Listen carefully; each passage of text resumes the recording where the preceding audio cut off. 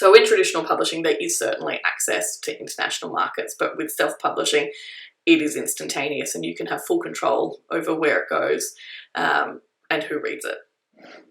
And finally, another pro of self-publishing is of course access to your sales stats. So you're just able to be so much more agile when all that information is coming directly to you, and particularly if it's an ebook, you know, you can get that information in real time.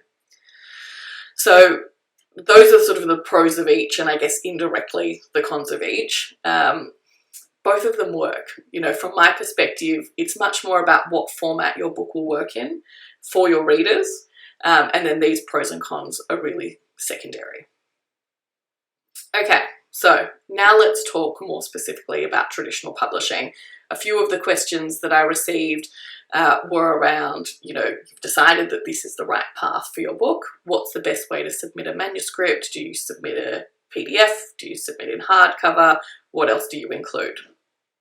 So first and foremost, research is critical.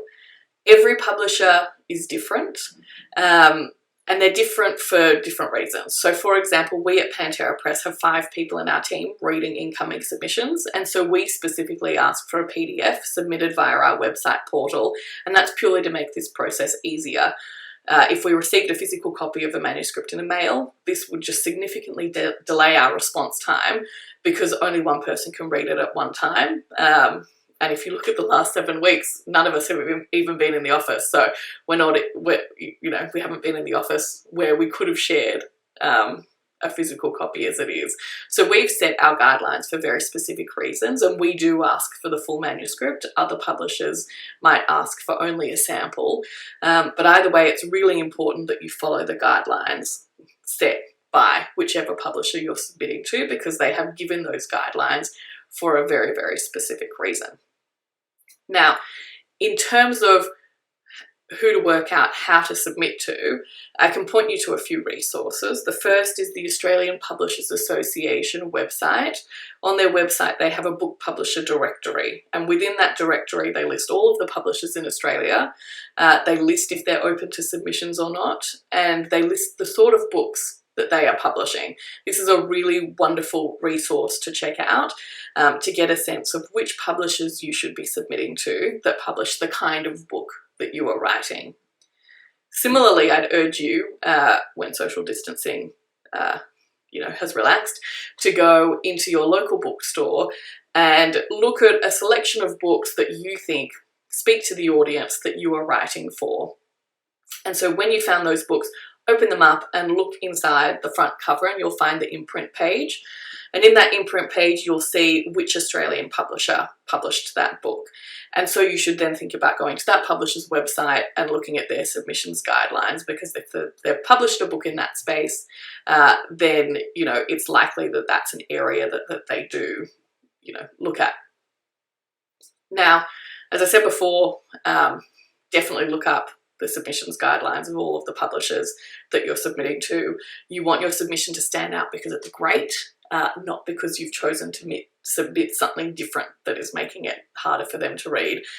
You might laugh, but the amount of manuscripts we've received where people will say, oh, look, I know you like to have a PDF, but instead I've chosen to print it up in size 72 font in a bright pink cursive handwriting because I thought it would make it pop and stand out. That's actually happened twice to us, and it's just one example of many where someone has tried to stand out and it has worked against them. No one actually asked this question, but I thought worthwhile just adding it in. Often a question I get asked is, can you submit widely? And the answer is, of course. Even if a publisher website says, our preference is that you only submit to us and wait to hear back, the etiquette piece is really that if you do submit to other publishers, if someone does come back to you and says, yes, I'm interested, that you would just instantly let all of the other publishers you've submitted to know, so that they're not using their resources and time to read your submission if you've already given it to someone else. Similarly, if you do get an offer from someone, it is very acceptable to go back to all the publishers you've submitted to and say, I've got this offer, I need to get back to them in 1 week, 2 weeks, whatever the time frame is, just checking, you know, if you've had a chance to read my manuscript and if you wanted to come back with an offer as well. That's something perfectly acceptable to do. Now, another question we had on submitting was, do you need a complete book or are chapters and an outline enough? Now again, check the publisher guidelines. You want to be submitting exactly what each individual publisher is asking for. But as a general rule of thumb, for fiction, your full manuscript should be written and completed before submitting.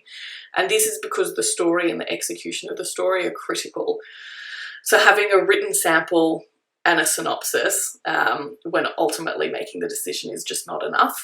So even if a publisher only asks you for a sample when it comes to fiction, you want to make sure that it's finished, because you don't want there to be a delay in them coming back to you and asking to see the full manuscript, particularly because things change quite rapidly. So you want to make sure that the commissioning editor who was interested, or the publisher who was interested in your manuscript, is still at the same company, that the appetite for that editor or for the publishing company or for the list haven't changed. So it is actually quite important that if someone asks to see your full manuscript for fiction, that you can send it through ASAP. So for that reason alone, I would say don't consider submitting until you have a manuscript that you feel is finished.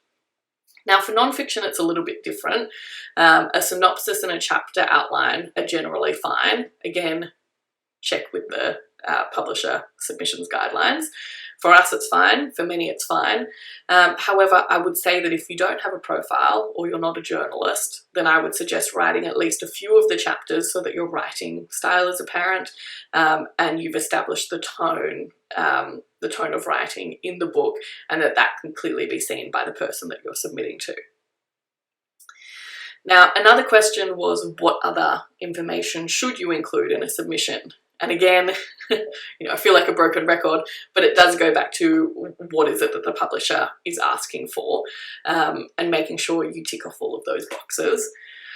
But generally speaking, I would say if you can, it's really useful to include some of the following information. So a clear definition of who you think the audience for your book is, and ideally a sense from you as to where you think the book sits in the market. So for example, if there are other books out there that you think speak to your same audience, or perhaps are on a similar theme to what you're talking about, it's really important to highlight those. Many people think the opposite and think they have to say that their book is 100% unique and there's nothing like it. And that's actually not very helpful. So being able to position your book by saying, my story is for the same audience as blah and blah. However, it's unique and special because I deal with X, Y, and Z is really the best way to do that. And in terms of comparing your audience or your book to others that are out there in the market, do avoid comparing it to runaway bestsellers. So saying this is the next Harry Potter or this is the next Barefoot Investor is not hugely helpful when it comes to that market positioning. And obviously as a publisher, we will have our own thoughts about where we think it sits, but it's really important as an author that you have an understanding and an idea of who you think you're connecting to, and where you think the book sits within the market. I'd also encourage you to include any other information that might help you stand out in some way. So do you have an established platform or connections to people who might be useful? For example, one of your best friends might be a well-known author who is willing to read and provide a cover quote for your book once it's done. Or you might have a great connection to the producer of a relevant podcast, TV show, or radio show. Obviously, none of this is essential, but if you have any of these types of connections, it's absolutely worth highlighting. Similarly, if you have a lot of experience doing public speaking, that's a great thing to, let a publisher know in a submission, purely because it gives us a sense of how that might fit into a PR and marketing strategy down the track. Again, it's not essential. I'm not saying you all have to go out and take public speaking courses, but just if there are any of these things that you think, might help position you in some way, it's very very good to include, or even if it's something unique about you. So for example, we signed Jean Hinchliffe for a book earlier this year, and she's one of the young people who started the school strikes, the climate school strikes in Australia. And so the fact that she's 16 and such a strong voice is a really unique angle in that space. And finally, a few questions around a synopsis and what you should be including. I do want to remind everyone that a synopsis is not a blurb. So it's, you know, a synopsis for the purpose of a submission should include all of the key turning points within the story and the ending. That's obviously if it's fiction. If it's non-fiction, it should really cover off all of the key messages and important pieces throughout the story. If possible, I would use it as another chance to ideally showcase your writing style. That can be a little bit tricky, and it's certainly not a must. The most important thing is that it actually includes all the key information from the manuscript. But if you can add in your writing style to showcase that, then certainly do. It's worth taking the opportunity. Okay, let's move on to self-publishing. We've got a lot of questions around how one does this, and there are lots of ways. So, you know, as I said before, if you have all the connections, you know, if you have a great editor, you are, or you know, a great PR and marketing person, and you have all the connections and experts that can help you produce the book itself, then you can certainly upload it to a distribution platform. So that might be something like Kindle Direct, which allows for print and ebooks on the Amazon store, or personally, I like the Ingram Spark platform. It feeds out to a much broader online retailer feed, so it includes Booktopia in Australia, and it puts the ebook up across all major and minor e-retailers, and you can do that for Australia or internationally. And it also facilitates print on demand, so that you don't have to have huge quantities of the book in your garage, which can make a big difference. And I think it is worth noting that print on demand has come a huge way.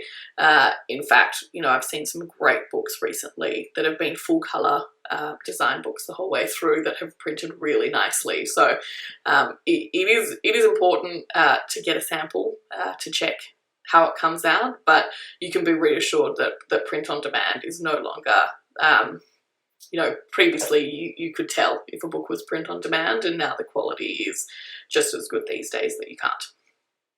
So that's one way to do it. Another way is that you could go for a custom publishing option. That's where you pay for it, but there are a team of experts who do all the bits and pieces for you. And, you know, I'll list some resources at the end, but, you know, there are a few companies that do come to mind that do this, including Zoom and Michael Hanrahan's company, Publishing Central. And also there's an imprint of Ventura that I believe does this as well, but I'll list all those resources at the end of this. Another way to do it is, you know, there's a raft of self-publishing courses that you can take that follow and give you kind of a step-by-step guide to how to do this. One that I can personally vouch for is from Writing New South Wales. It's an online course, and Joel, the chair of Writing New South Wales, who is ex-book publishing, has put that together, and for years he ran his own business helping people self-publish their books. So I think that's certainly a really worthwhile course to do in your own time if you're looking for step-by-step guidance on how to self-publish, but you'd still like to do it all yourself. And then just to give a bit of a breakdown of costs, obviously it depends which model you go with as to what other costs that might be associated. But in terms of just a general breakdown of, you know, typically with books, what things might cost, I'm happy to share those. $2,000 to $3,000 is kind of a good budget for editorial, particularly if they're doing a copy edit, if they're doing big structural changes, or if you haven't had someone do big structural or developmental changes on your manuscript, then you might need a little bit more, in which case I would say $2,000 to $4,000 or $2,000 to $5,000. Proofreading and I've kept that separate from editorial because I do really want to stress that editing is not proofreading. Proofreading is a final check for typos and formatting issues, whereas editorial more generally is just so important for every single book.